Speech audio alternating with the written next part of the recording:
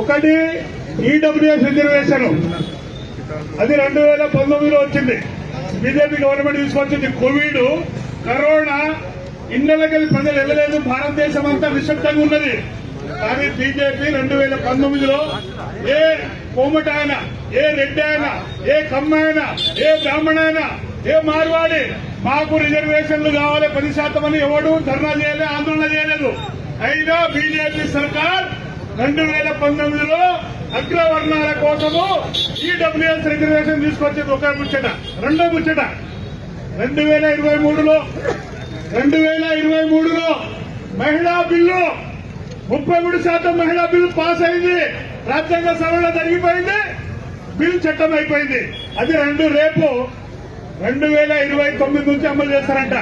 అంటే ఒకటి ఈడబ్ల్యూఎస్, రెండవది మహిళలకు 33% రిజర్వేషన్ బిల్ పాస్ అయింది. అయితే మీకు 33% మహిళా బిల్లు గురించి, ఈ రెండు బిల్లుల గురించి కాంగ్రెస్, టీఆర్ఎస్, బీఆర్ఎస్, బీజేపీ వైఖరి మీకు చెప్పదలుచుకున్నా. జరిగిపోయింది. ఏమో చేసిరు. ఈడబ్ల్యూఎస్ రిజర్వేషన్లు రాజ్యాంగం ఏమంటుంది? ఎవరి జనాభా ఎంత ఉంటే వాళ్ళకంత రిజర్వేషన్ ఇవ్వాలంటుంది. ఇంకోటి ఏమంటుంది? Educational backward, social backward. Education backward అంటే 3000 సంవత్సరాలుగా ఈ విద్య నోచుకొని జాతులకు. రెండవది కుల వివక్ష ఉన్న జాతులకు మాత్రమే రిజర్వేషన్ ఇవ్వమంటుంది రాజ్యాంగము. కానీ రాజ్యాంగానికి వ్యతిరేకంగా బీజేపీ పేదరికం ప్రాతిపాదికన తీసుకొచ్చింది బిల్లు.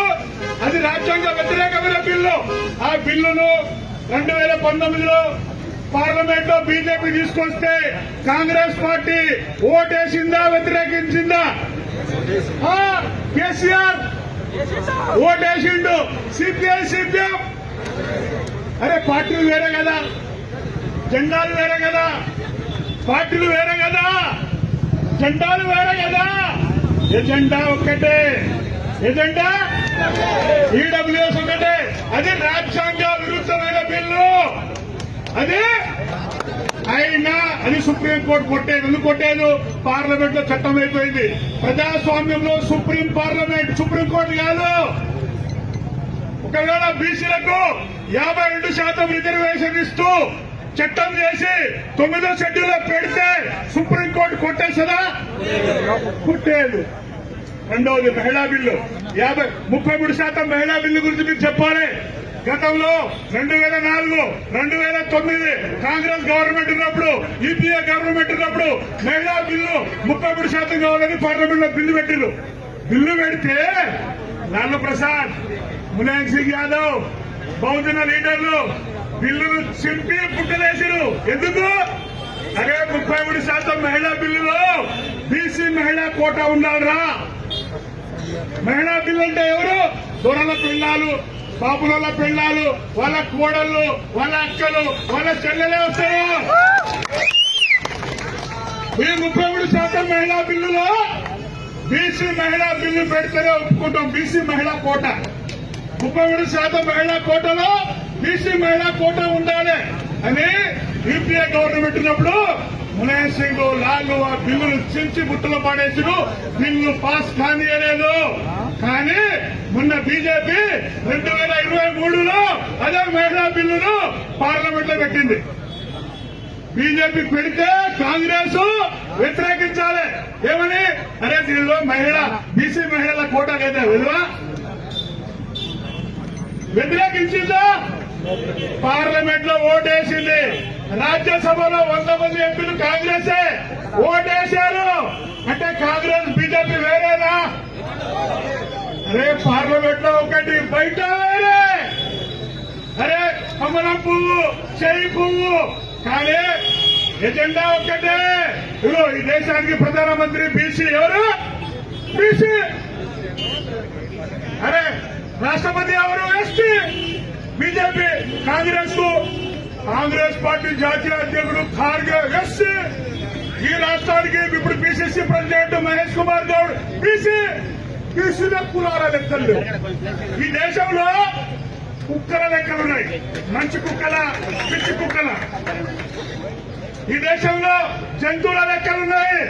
కానీ బీసీల లెక్కలు లేవు. లెక్కలు లేకుండా హక్కులు ఇవ్వడానికి చట్టం రాదు ఈ దేశంలో. గతంలో బీఆర్ఎస్ పార్టీ సమగ్ర కుటుంబ సర్వే చేసింది, కులాల జనగణన చేసింది, బహిర్గతం చేసిందా? ఇప్పుడు రేవంత్ రెడ్డి సంవత్సరమైంది కులాల లెక్కలు తీసిండు. అరే సాకులలో ఎంతమంది, మంగళూరు ఎంతమంది, గౌండ్లు ఎంతమంది, ముదిరాజులు ఎంతమంది, పద్మశాలీలు ఎంతమంది, లమ్ముడోళ్ళు ఎంతమంది, ఎరుకులలో ఎంతమంది, మానవాళిలో ఎంతమంది కులాల జన సేకరణ చేసిన తర్వాత బహిర్గతం చేసిండు ఆ సంవత్సరం నుంచి. ఎందుకు చేయలేదు? అరే అల్లా బహిర్గతం చేస్తే గౌడు 20 లక్షలు, ముద్రాజ్ 20 లక్షలు, యాదవులు 20 లక్షలు, పద్మశాలీలు 20 లక్షలు, మిగతా కులాలు 10 లక్షలు, 5 లక్షలు, రెడ్లు 5 లక్షలు. రెడ్లు ఇచ్చే దగ్గర తెలంగాణ జనాభా ఎంత? 5 కోట్ల మంది. బీసీల జనాభా ఎంత? 2.5 కోట్ల మంది. రెడ్డిల జనాభా ఎంత? 5 లక్షలు. 5 లక్షలు ఇచ్చే దగ్గర 2.5 కోట్ల మంది అడుగుల దగ్గర. కులాల జనాభా లెక్కలు బయటికి వస్తే, కులాల జనాభా లెక్కలు బయటికి వస్తే రెడ్డ రాజ్యం ఈ రాష్ట్రంలో కూలిపోతుంది. చివరికి ఒక మాట, దేశంలో కాంగ్రెస్ బీజేపీ పార్టీలు ఉన్నాయి కదా, దీనికి పట్టేదారులు ఓనర్లు ఎవరు? బ్రాహ్మణులు. కాంగ్రెస్ కు వ్యవస్థాపకులు బ్రాహ్మణులే, కాంగ్రెస్ కు జాతీయ పార్టీకి వ్యవస్థాపకులు బ్రాహ్మణులే. ఇప్పుడు నడిపేది రాహుల్ గాంధీ బ్రాహ్మణుడే. బీజేపీకి వ్యవస్థాపకులు వాజ్పేయి అని బ్రాహ్మణులే. ఇప్పుడు నడిపేది మోహన్ భగవత్ బ్రాహ్మణుడే. మోడీ ఇదో బాహుబలి సినిమా చూసినా? ప్రభాస్ హీరో మాత్రమే, వెనుక దర్శకుడు రాజమౌళి. బీజేపీలో హీరో మోడీ, అమిత్ షా, వెనుక దర్శకుడు ఆర్ఎస్ఎస్ చీఫ్ మోహన్ భగవత్ బ్రాహ్మణుడు.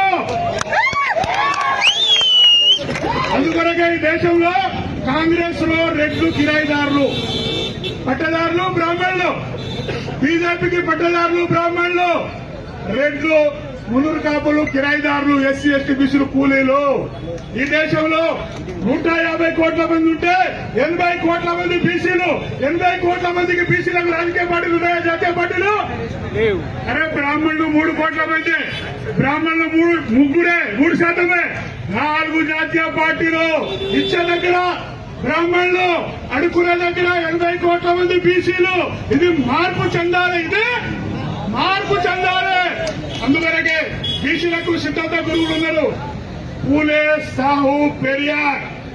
పూలే, సాహు, పెరియార్ వీళ్ల అడుగుజాడలో బీసీలు కులాల జనగణన చేయాల్సిందే.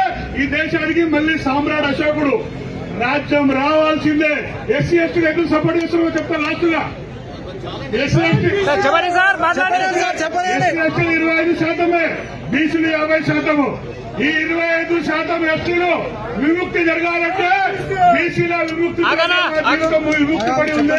అందువరకే బీసీ ఉద్యమానికి బహుజన్ ముక్తి పార్టీ, బీసీ ఉద్యమానికి బహుజన్ ముక్తి పార్టీ బాంబ్సేప్ సంపూర్ణంగా మద్దతిస్తుంది. ఢిల్లీలో జనవరిలో 1,00,000 మందితోటి మేము ధర్నా చేయబోతున్నాం. మీరందరూ ఆ ధర్నాకు వచ్చి విజయవంతం చేయాలని కోరుతూ జై భీమ్, జై పూలే, జై సాహు మహారాజ్. Thank you.